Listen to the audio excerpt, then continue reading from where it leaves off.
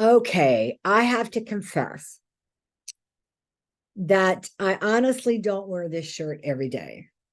That I am making all of my videos that I know to make in one day.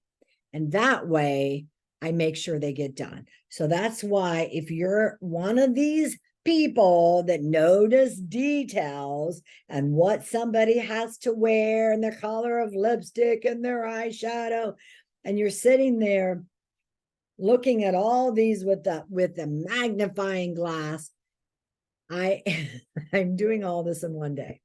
So, okay, today we're going to talk about the topic that I say I'm going to talk about and then I don't, and that is, what is poverty thinking? What is the poverty mindset? And why do I say that everybody has it? Well, if you understand that you are your ancestors, every thought and feeling that is in your memory bank, that's in your subconscious, that's in your DNA that gets passed down generation after generation, it's all inside of you. We are the collective consciousness. Now that's a mind blower. You are part of the collective consciousness. So think about that. Think about that souls are an ocean. And we're one drop of water. And then we hear about people that steal, that kill, that rip us off, take our identity and do all these things. And I just said to you, we're part of the whole.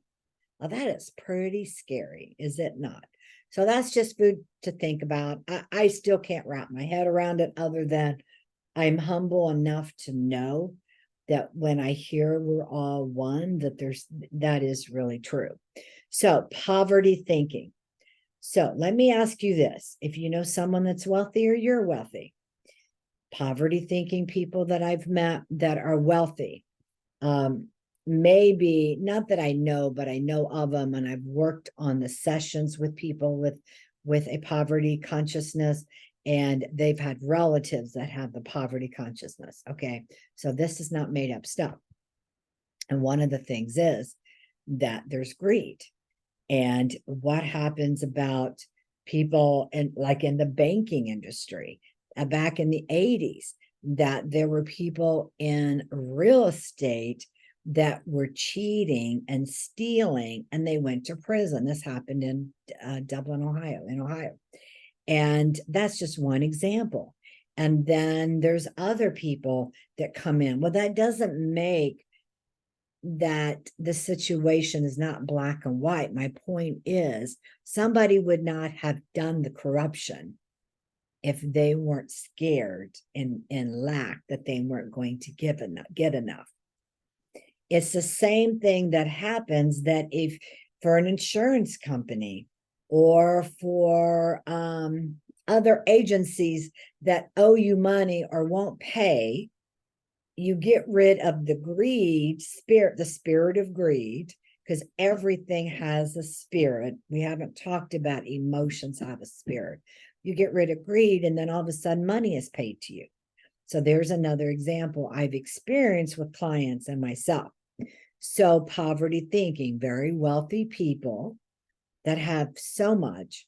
Why is it we see movies or we hear about billionaires that are crooked, they do all these evil things, they do all these things, when really it's like there's never enough money? Well, money is not evil. Money is not bad, right? It really isn't. But something in that human experience of the shadow self feels like you never get enough. So, or how about, let's just take this more to home. You may have a relative, or you may do this.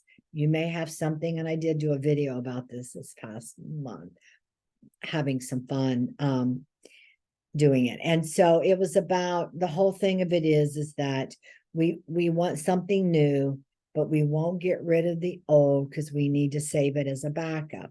Or how about you have 100 of one thing or 50 of one thing, and you won't share it and you won't get rid of it? Maybe you're a pack rat. Maybe you're a hoarder. That is poverty thinking. You think there's not going to be enough, or it's going to run out. That has to do with survival mode, right? If you trace it. So let me go back to telling you every emotion has a spirit. Everything in life is sacred. Everything in life is part of God, it's part of the divine. So every emotion has a spirit. You can change your emotions, right? You can do it by changing energy, and you don't even have to go into the DNA. So you may hear from me again about that. Let's keep going about poverty thinking. What about right now in the economy? We are told recession, prices are going crazy. It's the Democrats' fault. It's the Republican fault. What we know is that the grocery store prices are going up. What we know is for some reason, rent, mortgage is gone. I mean, it just goes on and on and on. If you are like me, you stop and say, oh, things are going up, but then you're always okay. And that's the truth, but still, there's still some poverty thinking. So you can have 1 cent, $1 left in your name. You could be a multi-millionaire, billionaire, it doesn't matter.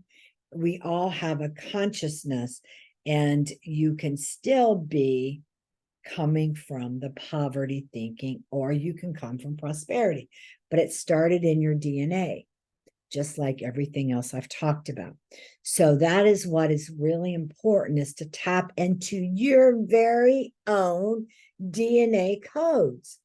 Tap into who you are. What did you come to experience? What are the genetic codes for your money? There's a formula to it. It's all there. It's all a part of your DNA. And I invite you to come and learn about it, to learn and to grow and to prosper. So with that, make sure you check out Trilogy Money Code Formula.